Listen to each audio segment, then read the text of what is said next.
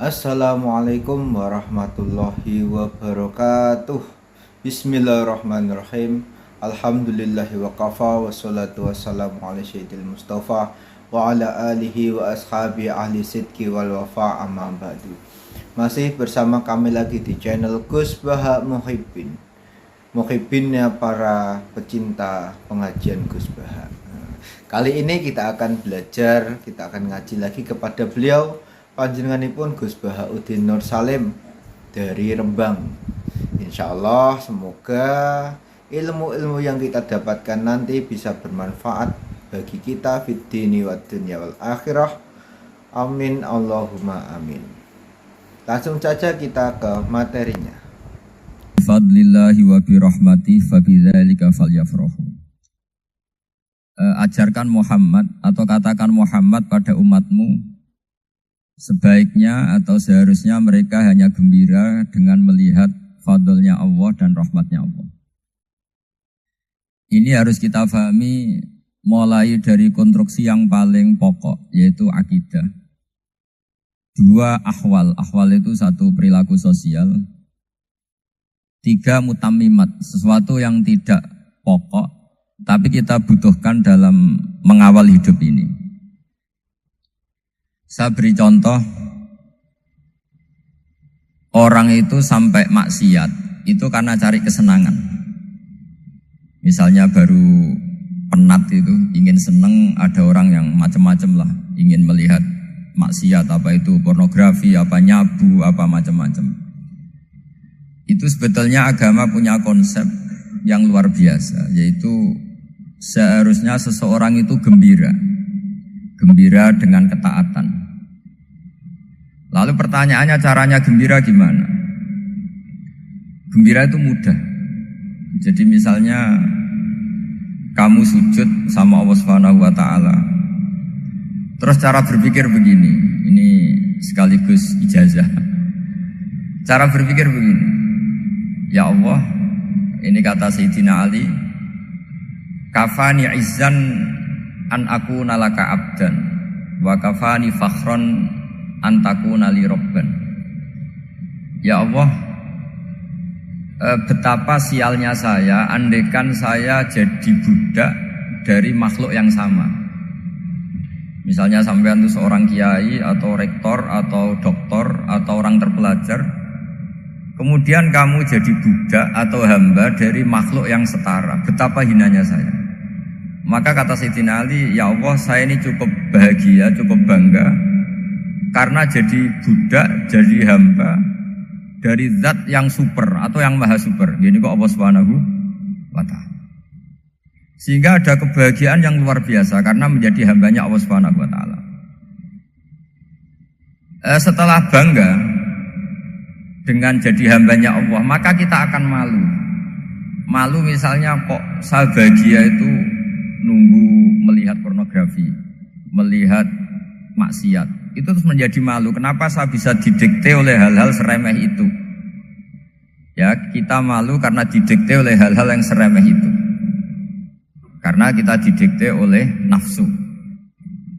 Jadi izzatun nafsi, satu harga diri seseorang itu harus dihidupkan untuk hanya tunduk kepada Allah Subhanahu wa ta'ala.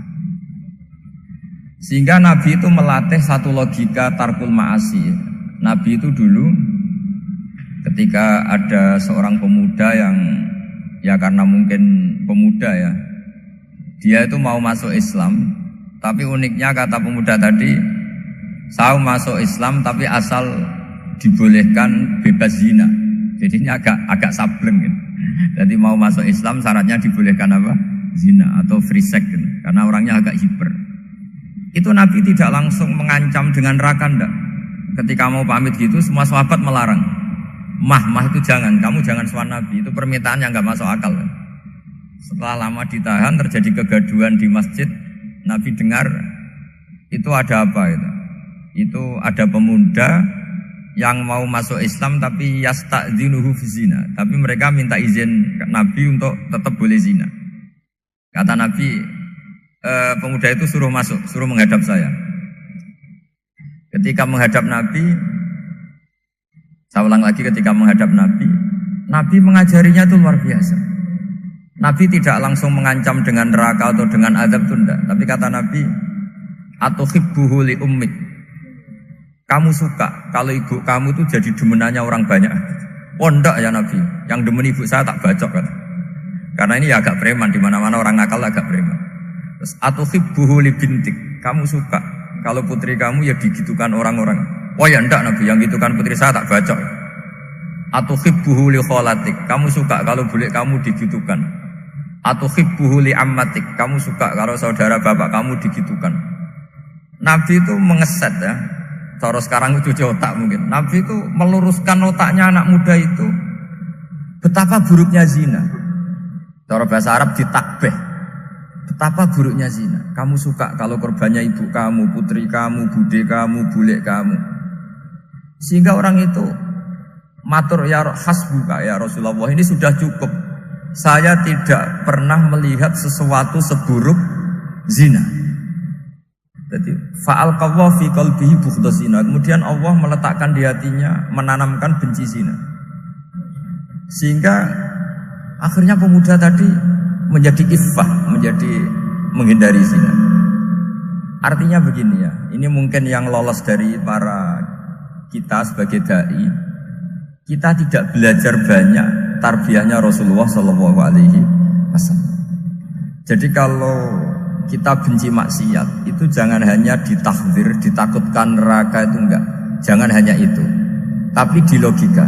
Jadi kalau kita menghindari maksiat itu selain karena takut azab, itu ada logika. Ada rangkaian pikiran yang menjadikan kita anti satu perbuatan apa maksiat. Jadi misalnya gini ya, kira-kira ginilah kalau contoh gampang itu. Ada orang gitu ya nyanyi dengan pakaian yang mungkin pornografi gitu. Mungkin pemuda-pemuda ingin melihat itu, tapi bisa diobati gini, kok enak dekne mergawe kok tak bayari, aku kehilangan duit gitu. Meskipun dengan logika yang agak serampangan, yang penting menjadi kita ini punya harga diri untuk tidak tergantung hal-hal seperti itu. Sehingga Nabi itu cara menggambarkan tadi mulai atuhibbuhu li ummik. Kamu suka kalau ibu kamu jadi demenannya orang lain. Pemuda tadi bilang yang demen ibu saya mau saya bunuh. Ditambah lagi atuhibbuhu li bintik. Bagaimana kalau korbannya putri kamu, bulik kamu, bude kamu. Sehingga terus si pemuda tadi betapa buruknya zina, betapa murahnya zina. Akhirnya pemuda tadi alqawwa fi qalbi bughdha zina. Terus kemudian pemuda tadi itu sangat membenci dengan apa? Berzina. Nah, pikiran-pikiran seperti ini harus kita tanamkan. Harus kita tanamkan supaya orang itu benci melakukan maksiat karena satu memang takut suhtullah, takut dibendu Allah atau dibenci Allah. Dua, memang logika kita mengarahkan tidak maksiat. Nah ini yang terkait Unisula yang nangani kedokteran, nangani medis. Sesuatu yang dilarang Allah itu pasti madharat.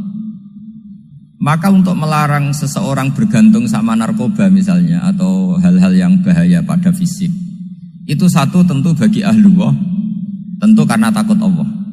Tapi banyak masyarakat yang memang benar-benar bisa meninggalkan narkoba karena efek buruknya ganja. Bahwa itu mengakibatkan sakau, mengakibatkan tidak sadarkan diri, mengakibatkan kebangkrutan ekonomi macam-macam. Sehingga mereka benar-benar benci sama yang namanya narkoba. Jadi di antara manhajul Quran itu kalau mentakbih, memburuk-burukkan maksiat itu mesti dikritik innahu kana fahisyah. Innahu kana fahisyata wa makta wa sa'a sabila. Innahu kana fahisyata wa sa'a sabila. Diulang beberapa kali. Sehingga dibutuhkan kecakapan untuk menganggap satu hal yang buruk itu fahisyah, sesuatu yang enggak rasional, sesuatu yang tidak positif, sesuatu yang pasti berdampak negatif. Sehingga kalau misalnya tadi dibacakan oleh qari kuntum khaira ummatin ukhrijat linnasi ta'muruna bil ma'ruf wa tanhauna 'anil munkar. Untuk berhenti dari kemungkaran itu satu takbihun litilkal munkar atau litilkal munkarat, bahwa munkarat itu kita cap, kita stigmasi bahwa itu buruk sekali. Seperti Nabi mengajarkan pemuda tadi, masa kamu suka ibu kamu digitukin lelaki lain, putri kamu, bule kamu, bude kamu, sehingga orang ini pikirannya termindset betapa buruknya zina. Sama seperti kita sukses memindset betapa buruknya narkoba, betapa buruknya bahan-bahan terlarang. Begitu juga seterusnya, terus pengkhianat dan sebagainya. Tapi problem manusia adalah dia itu akan mencari kebahagiaan atau kesenangan sesaat. Maka caranya gimana? Keinginan senang lewat maksiat ini dilawan dengan nyaman dengan taat. Saya ulang lagi, nyaman dengan taat.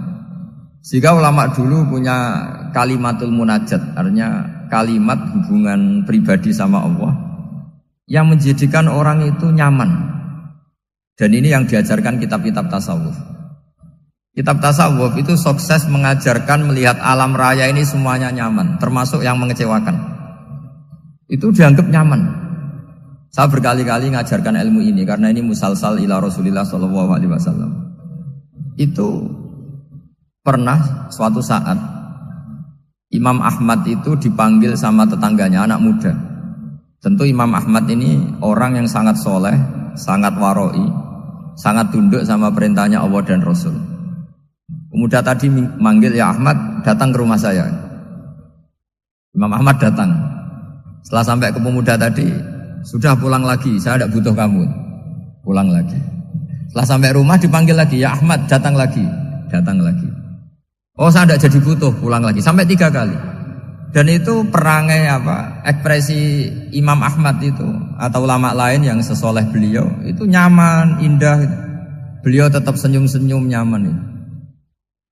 Beliau tidak tersinggung, tidak terprovokasi, pokoknya tidak tersinggung, kelihatan nyaman. Lama-lama pemuda ini terus tanya, ya Ahmad, kamu saya perlakukan seperti ini kok tidak tersinggung? Kamu senyum-senyum saja, happy-happy saja. Jawabnya Imam Ahmad itu unik. Wahai pemuda, saya kamu panggil itu senang sekali. Karena kata Nabi, kalau kamu iman dengan Allah dan Rasul, maka hormatilah tetangga. Jadi saya senang.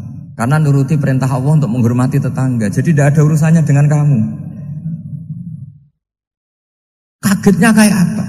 Jadi dipanggil tetangga ya senang karena melakukan perintahnya Allah dan Rasul, yaitu ikramul jar, fal yukrim jarum. Disuruh pulang, kamu ingin saya pulang, ya saya pulang. Disuruh datang, ya saya datang. Jadi saya tidak tersinggung, saya tidak ada urusan dengan kamu. Urusan saya dengan Allah Subhanahu wa Ta'ala. Itu kalau bapak-bapak istrinya ngomel terus sabar itu ya bagus. Saya tidak punya urusan. Kalau kamu terprovokasi oleh istri, berarti kamu didikte oleh makhluk. Masa seorang rektor didikte makhluk? Kan tidak keren. Apalagi seorang habib didikte makhluk, kan tidak keren.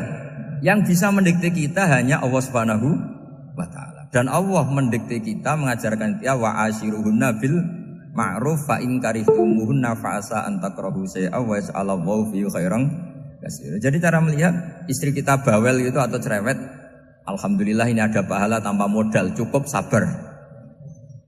Kalau istri kamu sedang mesra malah mintanya ke mall, malah biayanya tinggi. Murah mana dapat pahala dimarahin sama saat mesra minta ke mall? Milih yang pertama kan? Nah ya itu tidak usah modal itu. Ya gitu aja. Jadi kalau istri sedang marah bawel, anggap saja ini rezeki. Dapat pahala tanpa apa? Biaya. Nah kalau pas rukun malah nantang ke mall, biayanya malah tinggi. Jadi ulama dulu itu melihat dunia itu happy. Pernah Imam Syafi'i dikasih tahu, orang yang tadi nyium tangan kamu ya, itu di rumah menghujat Anda. Jadi dia sopan hanya di depan Anda, kalau di luar menghujat Anda. Jawabnya Imam Syafi'i lucu. Ya baguslah. Yang cerita ini kaget. Kenapa bagus ya Abu Abdillah? Kalau manggil Imam Syafi'i ya Abu Abdillah. Ya berarti saya masih wibawa, di depan saya tidak berani katanya. Jadi dipandang enteng saja. Jadi kalau kamu di depan kamu istri kamu tidak berani belanja, tidak ada kamu belanja banyak, anggap saja Anda wibawa. Jadi enteng saja. Pernah Imam Syafi'i dikasih tahu, separuh dari kampung Anda itu gak suka kamu. Ya baguslah. Kenapa? Oh nak rarukun malah bakal utang katanya gitu. Kira-kira yang utang itu yang rukun apa yang neng-nengan? Yang rukun. Jadi enteng saja. Masyhur itu makalahnya Imam Syafi'i. Waman asa'a ilaika faqad atlaqaka. Orang yang berbuat buruk sama kamu berarti membebaskan kamu.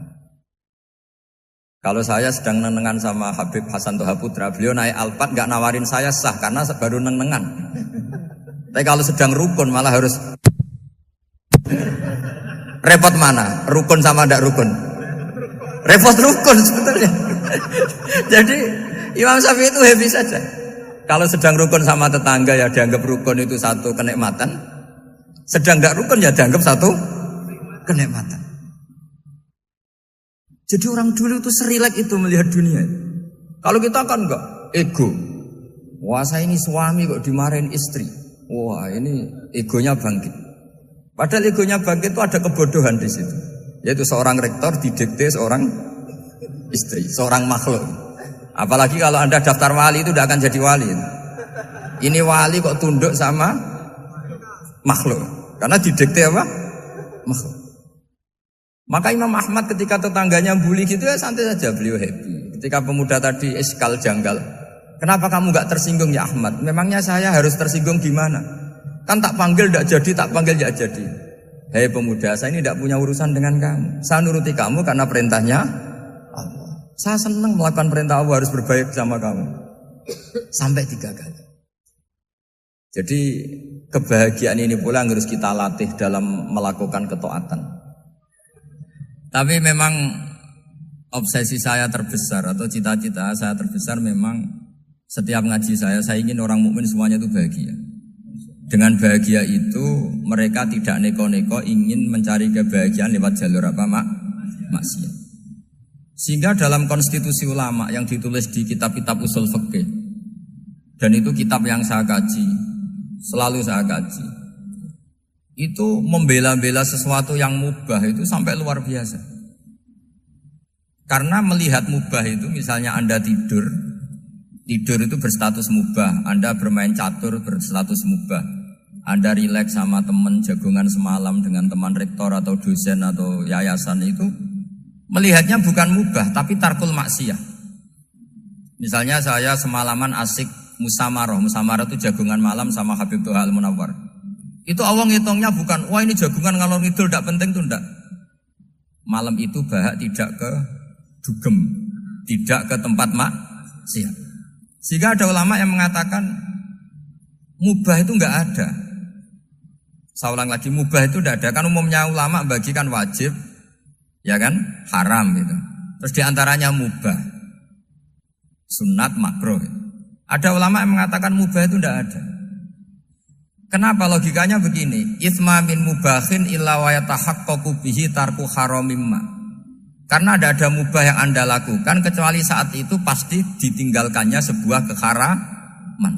Misalnya Anda sedang jagungan sama istri di luar, di rumah, asik di rumah semalaman. Mungkin bahas hal-hal yang ringan. Mungkin melihat sinetron atau apa yang ringan. Tapi di situ terjadi Anda meninggalkan ke tempat-tempat maksiat. Sekarang ninggal maksiat itu wajib apa mubah? Wajib.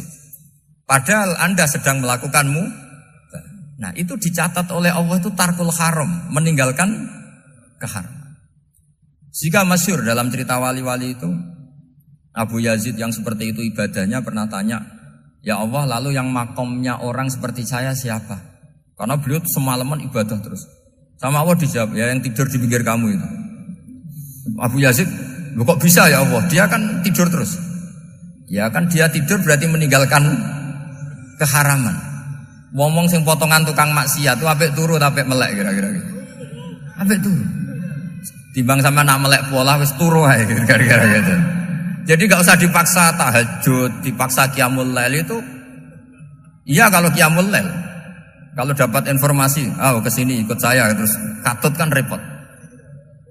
Jadi perlawanan terhadap maksiat itu sebetulnya gampang dalam Islam karena tadi nggak ada sesuatu yang mubah kecuali saat dilakukan berakibat meninggalkan keharaman. Mudah sekali. Jika banyak orang jadi wali itu karena melakukan mubah. Itu ada orang jadi wali itu karena sering makan. Ya makan biasa itu. Karena ketika makan ya Allah betapa doifnya saya. Katanya saya presiden, katanya saya rektor, saya kiai. Ternyata kalau nggak makan tuh lemes. Apa hebatnya makhluk yang bergantung makhluk yang lain, yaitu makanan. Nah karena seperti itu terus dia al-laja'illallah, terus dia sungkeman ning Allah. Betapa lemahnya saya.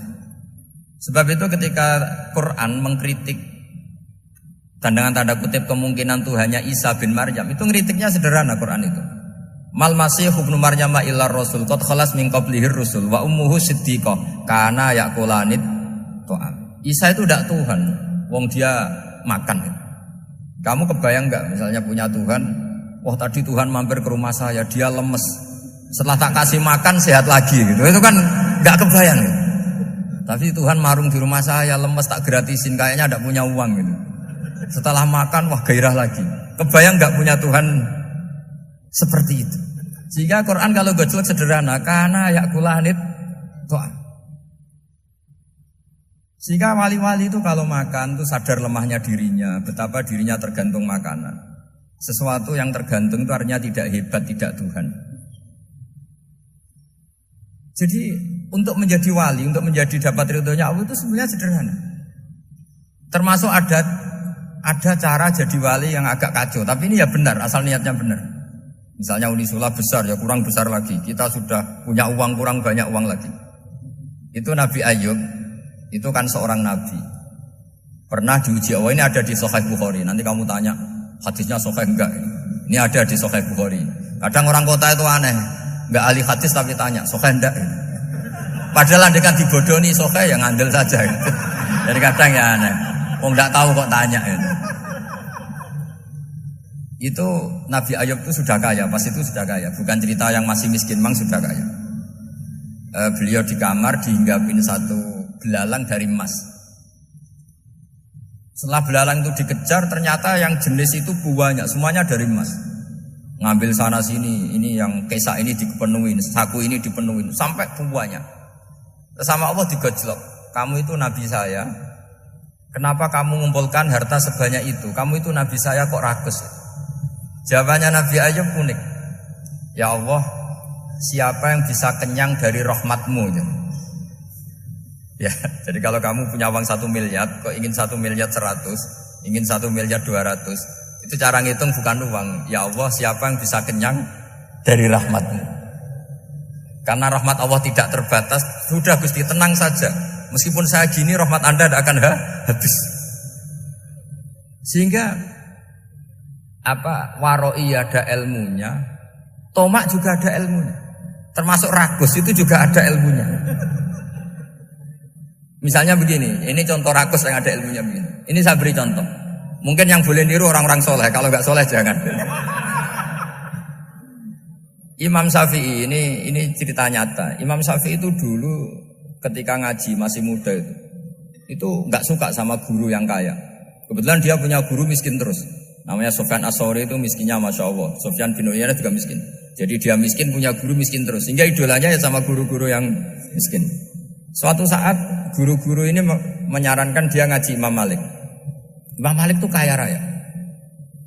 Itu babutnya Imam Malik, kalau diinjek itu mata kakinya tidak kelihatan, saking halusnya. Kalah Indonesia lah, kalah. Imam Malik itu gaya. Kalau ngaji di kursi tinggi itu pakai bukhur, itu pakai jubah Arab yang mahal. Pokoknya mewah kali Imam Malik. Terus dia mulai, ini kiai kok kaya. Kemudian setelah beliau alim tanya, saya harus ngaji siapa setelah ilmu jenengan habis kira-kira gitu. Kata Imam Malik, sudah, kamu tidak usah perlu ngaji saya, kamu sudah alim alama. Terus Imam Malik datang ke Baki. Zaman itu Baki itu semacam kayak rentalan ya, semacam Grab lah kalau dulu. Mana kafilah yang mau ke Irak? Ya sudah terus, oh kita mau ke Irak. Ini antar ke Muhammad bin Hasan As-Syaibani. Itu dibiayai sama Imam Malik. Grabnya ya dibayarin, itu kafilahnya itu ya dibayarin. Imam Syafi'i disangoni surrotan min dhahabin. Jadi 1 kepes uang dikasihkan. Itu pernah tak hitung semurah-murahnya itu sekitar 60 juta. Imam Syafi'i mulai mikir, kiai yang saya kritik lomo, sing kiai miskin tak puji, gak pernah ngamal kan, tentu orang miskin gak riba. Setelah datang ke Muhammad bin Hasan As-Syaibani, beliau itu pakar usul fikih, muridnya Abu Hanifah. Beliau al-usuli, pakar usul fikih. Itu Muhammad bin Hasan As-Syaibani itu kalau ngitung emas, Itu di ruang tamu. Uangnya miliaran, emasnya banyak. Dari kota ini dipindah ke kota ini. Mas, kalau ngitung di ruang tamu. Bukan di kamar, di ruang tamu. Imam Syafi'i tambah kaget. Imam Malik kayak gitu sudah soal, malah ini kaya raya. Setelah Imam Syafi'i kelihatan kaget, digojlok sama Muhammad bin Hasan Asy'ibani karena beliau senior. Atajabu min hadza, kamu aneh melihat ini? Iya. Kenapa? Ulama kok kaya raya. Terus kata Muhammad bin Hasan, ya sudah, uang ini tak kasihkan orang-orang fasik, binti gue demenan, gue nyabu, gue macam-macam. Oh jangan, nanti dipakai maksiat. Pun jenengan mawon sing sugih. Semenjak itu Imam Syafi'i rubah mindset.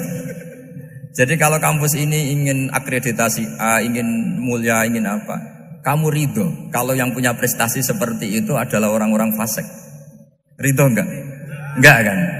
Maka didoakan ini. Nah itu namanya berpikir secara usuli. Kamu jangan hanya nuruti karena berpikir waroi terus kamu benci kekayaan, benci pangkat, benci apa, enggak bisa seperti itu.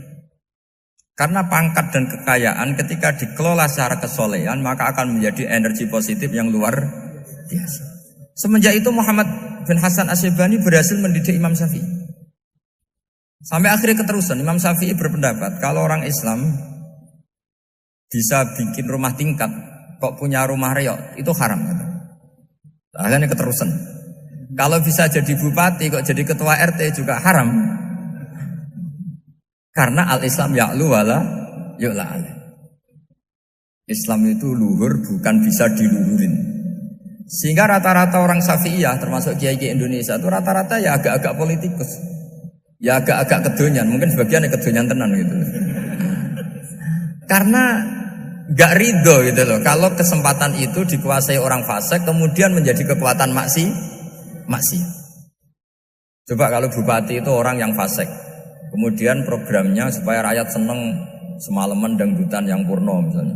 Supaya rakyat seneng dibolehkan dugem, dibolehkan judi. Tapi kalau yang jabat orang soleh kan ada beberapa perda yang menolak penyakit apa? Masyarakat. Jadi kamu jangan melihat bahwa kepangkatan ini hanya sebagai alat korupsi, alat otoriter, enggak. Asal kena orang soleh, maka ini menjadi energi kesolehan atau energi positif. Sebab itu ketika Allah muji para nabi yang soleh, diantaranya disifati apa? Faqad ataina ala Ibrahim al-kitab wal hikmata, terusannya wa atainahum mulkan azim. Dan Nabi Ibrahim dan keluarganya tak kasih kerajaan yang besar. Nah sekarang masih banyak orang yang cara pandang ngapain bikin unisula yang megah, ngapain berambisi punya akreditasi A dan sebagainya. Menyoal seperti itu salah secara usul fikih. Karena secara usul fikih kesempatan yang baik tentu harus diperjuangkan oleh orang-orang yang soleh. Karena ini supaya jadi otoritas yang positif. Itu dulu ada latihannya. Jadi orang dulu itu gampang sekali ketika milih miskin ditanya, kenapa miskin? Saya ingin hisab saya ringan. Tapi ketika mereka kaya, yang soleh, supaya harta ini tidak dipakai orang yang nanti dipakai maksiat. Kita misalnya orang soleh kok mau pangkat, karena kita ada ridho, kepangkatan itu dipegang orang maksiat, kemudian menjadi energi maksiat. Begitu juga seterusnya. Maka ulama dulu itu rileks. Sampai Syekh Nawawi Al-Bantani itu nanti bisa dicek di tafsir Qul hal yastawil ladzina ya'lamuna wal ladzina la ya'lamun. Beliau muji-muji ulama. Kemudian ada seorang yang agak hasud mungkin. Tanya begini. Hebatnya ulama itu begini-begini. Terus ditanya, tapi kenapa kita sering melihat ulama ngantri proposal di rumahnya bupati kan? Sementara bupati enggak pernah datang ke ulama ngaji ihya. Jawabannya Imam Syekh Nawawi itu unik. Ya karena ulama itu tahu gunanya uang, sehingga nyari uang untuk pondok, untuk masjid. Sementara bupatinya tidak tahu gunanya ilmu, maka tidak pernah ngaji. Jadi ya ringan saja. Jadi ya sudah seperti itu. Jadi kalau ada ulama kedonyan, anggap saja karena tahu gunanya uang. Jadi kenapa ulama ngantri di kabupaten, bukan bupati ngantri di ulama? Jawabannya karena ulama tahu gunanya uang, sementara bupatinya nggak tahu gunanya ilmu. Kira-kira gitulah. Ada ustadz tidak ganteng, kesensem rondo cantik, karena tahu gunanya ustadz itu. Artinya tahu gunanya kalau saya nikah nanti punya anak jadi gus kan dia kiai gitu. Tapi rondone raro gunanya dia karena miskin gitu. Jadi ulama dulu itu rileks menafsirkan apa saja itu rileks, termasuk saat terpojok itu rileks. Karena semuanya dianalisis pakai ilmu. Sehingga ciri utama wali itu apa? Ala inna awliya Allahi la khaufun alaihim walahum yahzanun. Enggak ada rasa takut, enggak ada rasa gampang. Karena melihat sesuatu itu gampang saja. Saya ulang lagi, melihat sesuatu itu gampang saja, ringan. Saya beri contoh ya betapa pentingnya mindset ya, cara berpikir. Orang itu menjadi kikir itu karena nganggap hidup itu lama dan uang itu penting. Kalau zaman Nabi itu sederhana kalau melihat hidup. Pernah suatu saat Nabi itu punya jatah makan. Karena Nabi itu hidupnya juga pas-pasan. Jadi Nabi itu unik. Beliau di satu sisi kaya raya, bisa ngrumat Abu Hurairah, Ammar, Suhaib. Ashabu Sufa itu dirawat Nabi semua. Itu kan kaya, bisa ngerawat sekian orang. Tapi di sisi yang lain untuk pribadinya beliau miskin. Kadang nggak bisa makan hari itu.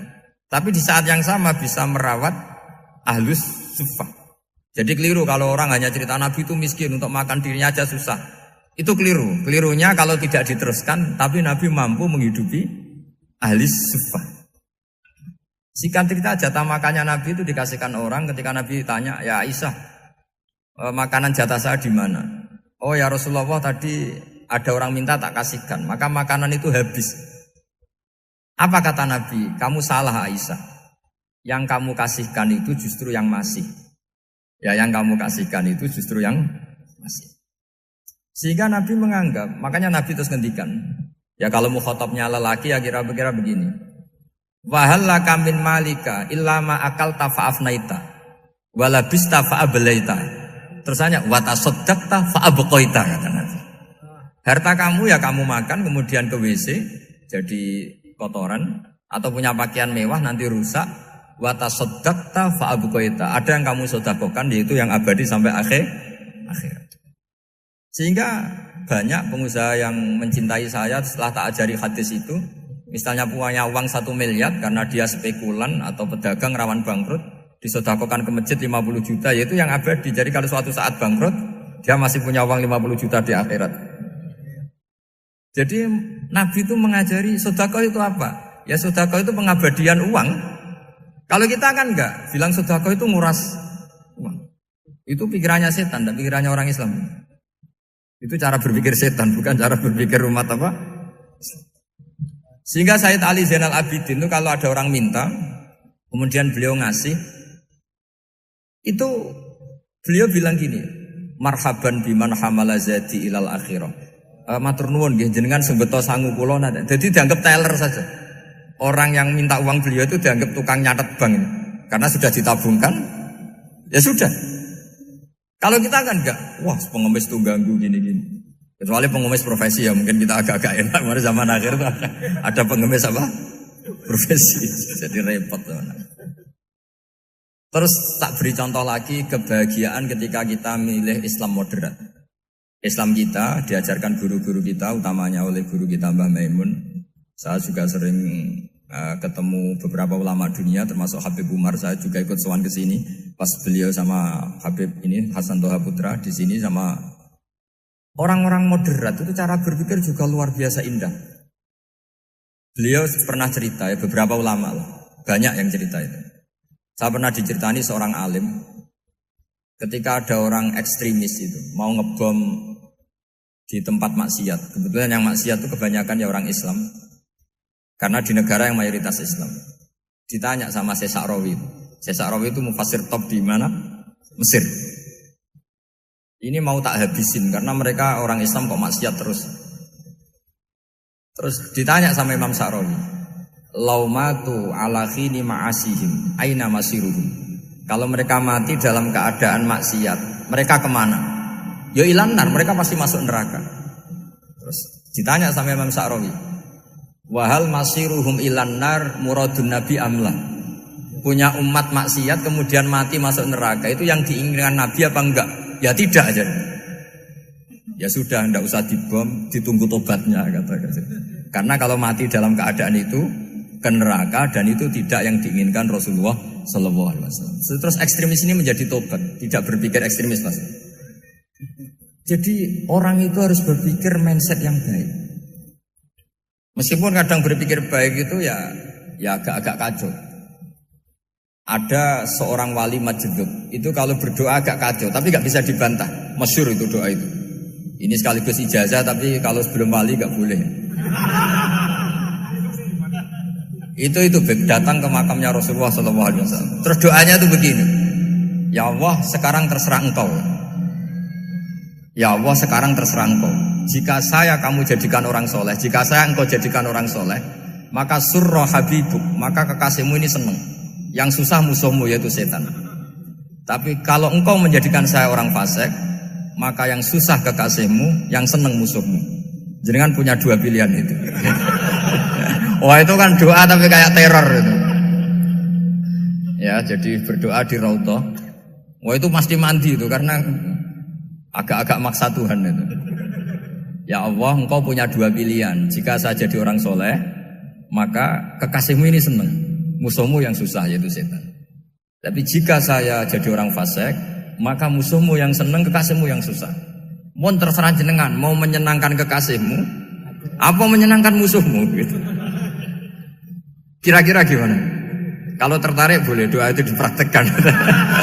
Tapi kayaknya kalau copy paste itu gak keren apa? Jadi dulu orang itu muamalah sama Allah dan Rasul itu rileks. Rileks itu nyaman karena ya tadi qul bi fadlillah wa bi rahmati fa bidzalika falyafrahu. Sehingga Imam Izzuddin bin Abdissalam itu ngendikan innalladzina yarmunal muhsanatil ghafilat. Di antara kebaikannya ibu-ibu atau mbak-mbak ini harus berstatus ghafilat.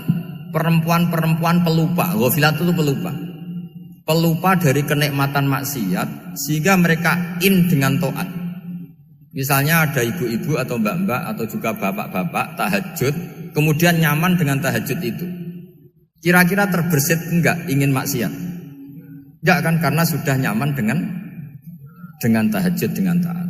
Maka dibutuhkan kenyamanan dalam beribadah. Sebab itu ala bizikrillahi tatmainnul qulub. Makanya saya termasuk kiai yang setiap ngaji itu happy, seneng. Karena ini untuk kampanye, seneng dengan ngaji, dengan taat itu sudah luar biasa. Kayak apa kalau mereka senengnya kalau nunggu melakukan maksiat. Jadi termasuk bentuk perlawanan kita terhadap maksiat adalah usahakan kamu tuh bahagia, senang dengan taat. Istiqnas billah, mu'anasah billah, farah billah, itmi'nan tumakninah billah. Sehingga ini mencukupkan kita tidak berkebutuhan maksiat. Meskipun kita ya manusia, pasti suatu saat atau sudah pernah maksiat. Serah usah diceritakno lah, niku wis mesti gitu. Lah orang-orang dulu itu orang yang sukses mengelola bahagia ma Allah wa billah walillah. Sehingga wali-wali dulu itu jadi wali itu tidak mesti karena ibadahnya banyak itu enggak. Mereka orang yang ibadahnya itu biasa. Biasa-biasa sekali. Ulama-ulama dulu ibadahnya biasa sekali. Tapi qulubuhum ma Allah, hatinya itu ma Allah. Itu ada seorang wali itu jadi wali, Umar bin Abdul Aziz yang dikenal khamisul khulafa. Khamisul khulafa. Di luar khulafa Ar-Rasyidin 4, di antara yang soleh adalah siapa? Umar bin Abdul Aziz. Itu ketika mau meninggal, itu senangnya bukan main. Itu semuanya nangis, beliau senang. Terus tanya, kenapa kamu senang? Memangnya saya kalau mati itu kemana aja? Ila khairi madhubin ilah, ke zat terbaik. Dibang urip mbek kowe bolet atau mbek arhamur rahimin ya. Yaitu Allah Subhanahu wa taala. Jalaluddin Ar-Rumi ketika mau meninggal itu muridnya nangis semua, beliau marah. Kamu harusnya